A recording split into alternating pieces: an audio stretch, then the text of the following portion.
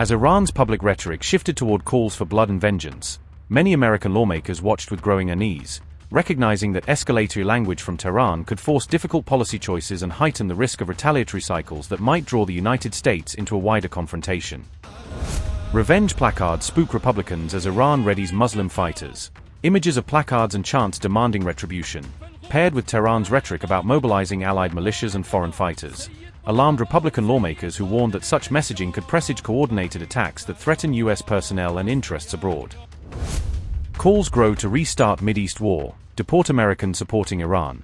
A rising chorus of hardline voices urged punitive measures, including proposals to expel U.S. residents or citizens suspected of backing Iranian causes, while others advocated for a more forceful military posture to prevent what they described as an imminent regional conflagration. An American lawmaker has called for an end to talks with Iran amid a fragile ceasefire, arguing that continuing negotiations while hostile rhetoric and mobilization persist would undermine U.S. leverage and could reward bad faith behavior instead of safeguarding regional stability. Republican Representative Randy Fine reacted to images from Ali Khamenei's funeral, saying the visceral displays and calls for vengeance conveyed a level of threat that, in his view, made diplomatic engagement untenable while the regime and its supporters openly demanded retribution.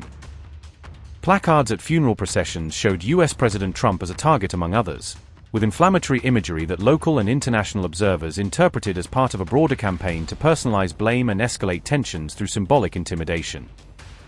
Placards also showed crosshairs on activist Laura Loomer and other U.S. figures, signaling that some funeral participants were directing explicit threats at named individuals and amplifying concerns about transnational targeting and political violence.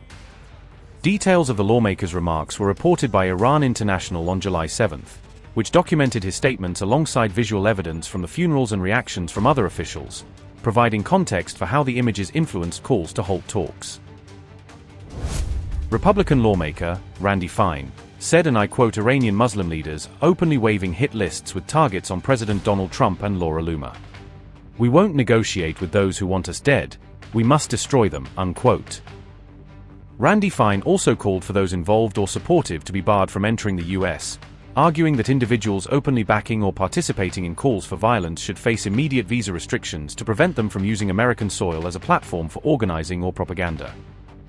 The Republican also called for those who support Iran and reside in the U.S. to be deported, urging authorities to identify and remove foreign nationals or non-citizens he described as actively aiding hostile activities or fomenting unrest tied to Tehran's directives.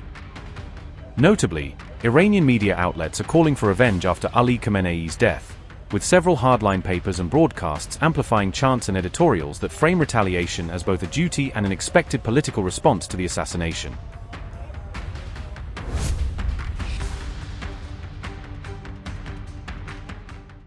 What began as an orchestrated media storm from hardline outlets quickly hardened into explicit calls for revenge, with several state-aligned newspapers openly demanding retribution for the killing of the former supreme leader. Some Iranian outlets demanded that those responsible for Ali Khamenei's death be targeted, publishing lists of suspects and urging security services and militias to locate, pursue, and punish individuals blamed for the assassination. The calls for revenge came as Ali Khamenei's funeral ceremonies were underway in Tehran, turning mourning events into platforms for mobilizing public anger and pressuring authorities to promise swift and uncompromising retaliation. Ultra-conservative newspaper Asari Iranian ran the headline Blood for Blood, using stark emotive language to signal that retaliation was both an expected and uncompromising response to the leader's killing. The newspaper said retaliation is both a right of the people and a duty of officials, arguing that popular demands for vengeance and state obligations to defend the nation are mutually reinforcing justifications for punitive action. Another hardline publication, Nobonyad, asked why those responsible shouldn't be killed, framing extrajudicial retribution as a morally and politically defensible option in response to what it portrayed as an intolerable crime. Details of the calls for revenge were reported by Iran International on July 6, which documented headlines, editorials, and public reactions that together painted a picture of mounting pressure for violent reprisals.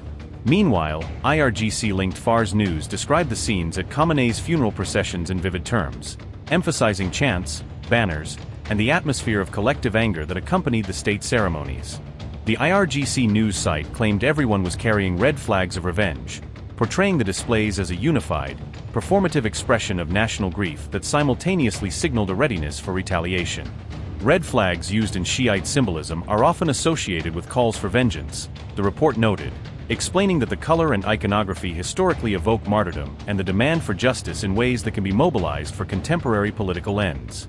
Calls for revenge came as Iran continued state funeral rites for Khamenei across Tehran, with cities and institutions staging ceremonies that reinforced both mourning and the political narrative of justified retribution.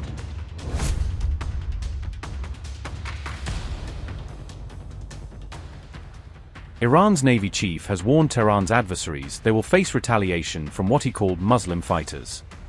Rear Admiral Shahram Irani made the remarks during an interview with Yemen's Al Mazira television network.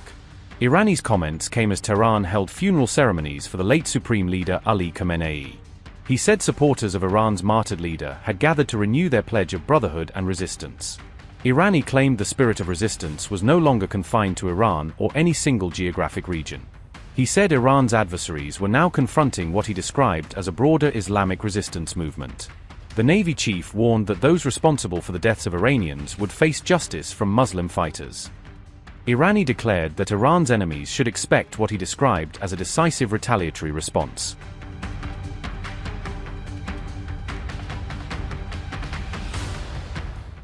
New intelligence claims have alleged that Iran's Quds Force has formed a special operations unit known as Mukhtar for covert missions. The Quds Force, the foreign operations arm of Iran's powerful Islamic Revolutionary Guard Corps, has been placed at the center of the report. The report further alleged that the Mukhtar unit is plotting assassination attacks against senior U.S. officials. U.S. President Donald Trump is reportedly among the high-profile figures identified as an alleged target.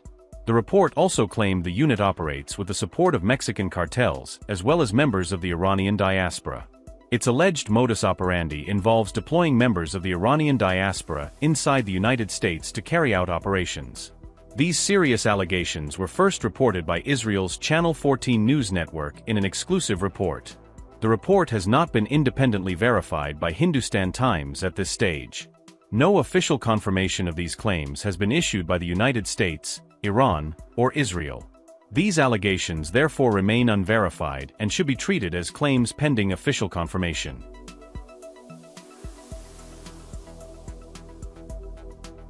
On July 4, Iran's Foreign Intelligence Ministry also vowed to avenge the killing of the late Supreme Leader. Iran's Intelligence Ministry has vowed to avenge Ali Khamenei's killing amid the funeral ceremonies, turning grief into a powerful call for retaliation. Tehran blamed the US and Israel for Khamenei's assassination, according to Iran International, and said only revenge can heal the wounds of the Iranian people. The ministry pledged retaliation against those it holds responsible for Khamenei's death, raising the tone from accusation to open threat.